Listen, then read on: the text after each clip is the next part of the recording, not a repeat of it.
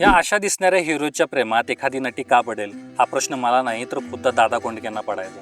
ते म्हणायचे की चित्रपटात माझी भूमिका बावळट, हाफ पॅन्ट, गबाळेपणा अशी असायची. मग एखादी नटी माझ्याकडे का आकर्षित होईल? गावात माझ्यापेक्षाही सुंदर मुलं असतीलच की.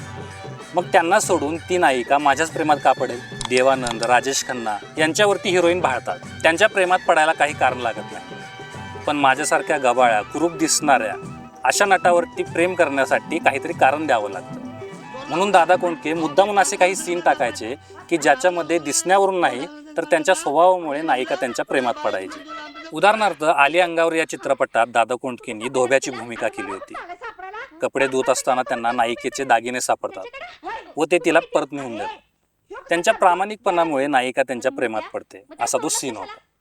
दादा कोंडके मुद्दामून असे सीन टाकायचे की जेणेकरून त्यांच्या दिसण्यावरून नाही तर त्यांच्या स्वभावामुळे नायिका त्यांच्या प्रेमात पडत असत. अरे मुर्द्या, असला माणूस लाखात एखादाच असतो.